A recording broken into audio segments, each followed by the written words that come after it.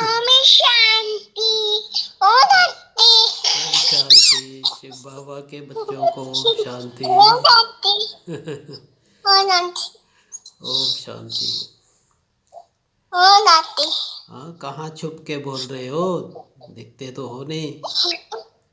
Light चली हाँ, light चली गई। अच्छा अच्छा, लाइट नहीं है। अच्छा अच्छा अच्छा। लाइट से क्या लगी? लाइट नहीं है, लाइट चलेगी। लाइट नहीं है, लाइट नहीं है, लेकिन आपकी लाइट फिर भी काम कर रही है। बिना लाइट के इतनी दूर से यहाँ तक आवाज़ आ सकती है क्या? ये अंदर की लाइट काम कर रही है ना, इसलिए इतनी दूर से यहाँ सुनाई भी दे रहा है, आपकी बातें भी सुनाई दे रही हैं। और मैं आपको अपने कानों से देख रहा हूँ।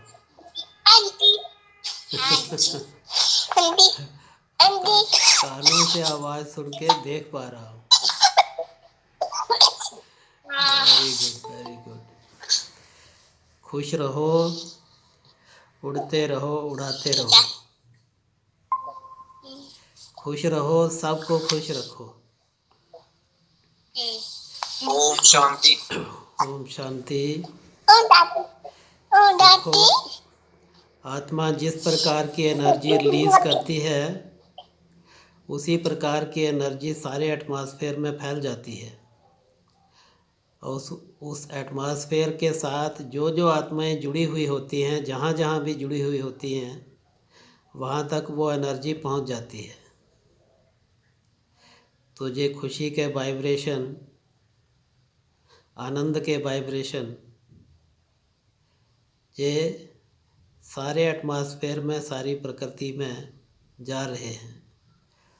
प्रकृति का कण कण आत्मा की एनर्जी को रिसीव करता है। आत्मा जिस प्रकार की एनर्जी रिलीज़ करती है, हम जब खुशी का इजहार करते हैं, अंदर से खुश होते हैं, खुशी के संकल्प चल रहे होते हैं, खुशी के थॉट्स हम क्रिएट कर रहे होते हैं, तो खुशी की एनर्जी हम रिलीज़ कर रहे होते हैं एटमॉस्फेयर में। तो प्रकृति हम सब आत्माओं के प्रति बड़ी संवेदनशील है। हम जो कुछ भी उसको देते हैं वो रिसीव करती है, और जो कुछ वो हमसे रिसीव करती है वही वो फिर कई गुना करके हमें वापस लौटाती है। ये प्रकृति का नियम है, अटल नियम है। ये संसार का अटल सिद्धांत है कि हम जो कुछ भी समाज को, संसार को, प्रकृति के साथ जुड़ी हुई सभी आत्माएं, जो कुछ हम उनको संकल्प के माध्यम से देते हैं, अपने थॉट प्रोसेस के माध्यम से देते हैं, प्रकृति वो सब कुछ रिसीव करती है, प्रकृति पर उसका प्रभाव पड़ता है।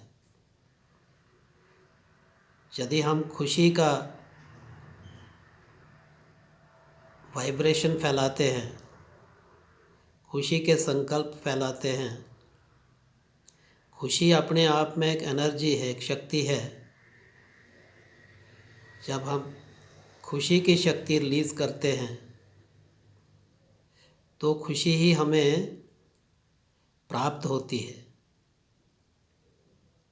सिर्फ हमें ही नहीं, बल्कि हम जब रिलीज़ करते हैं तो दूसरों को भी खुशी प्राप्त होती है। जैसे जो बच्चे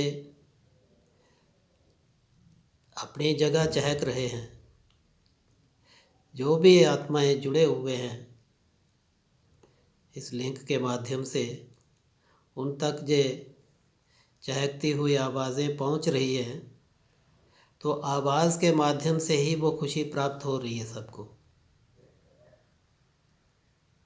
और जो आत्मा दूसरी आत्माओं को खुशी प्राप्त कराती है, ऑटोमेटिकली उन आत्माओं के द्वारा भी वो खुशी की एनर्जी रिलीज होती है उस आत्मा के प्रति जिसके माध्यम से उन्हें प्राप्ति हो रही है।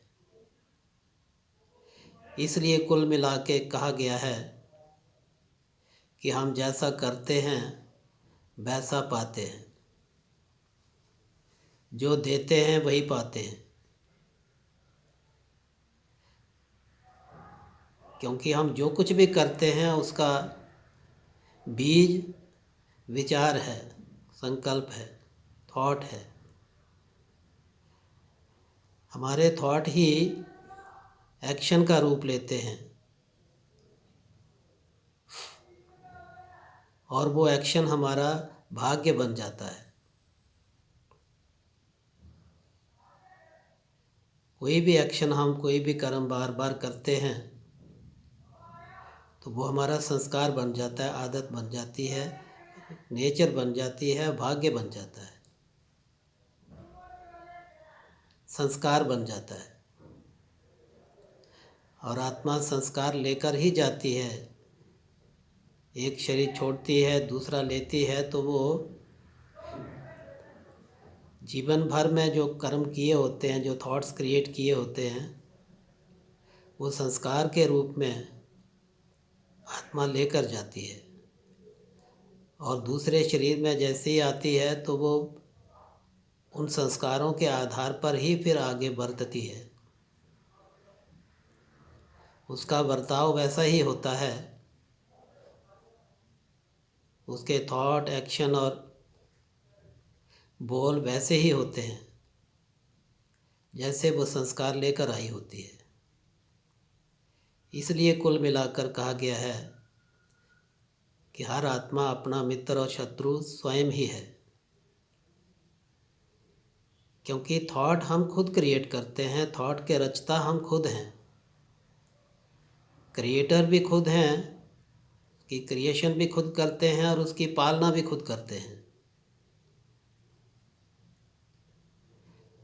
और फिर उसका फल भी चाहे सुख के रूप में चाहे दुख के रूप में खुद ही भोगते हैं, खुद ही करता है और खुद ही भोगता है। तो ये सिद्धांत अगर हमारी समझ में आ जाए तो निश्चित रूप से हम अपने विचारों पर ध्यान देना शुरू कर देंगे। हम ऐसा विचार कभी नहीं करेंगे जो अल्टीमेटली घूम फिर कर मेरे पास ही आने वाला है।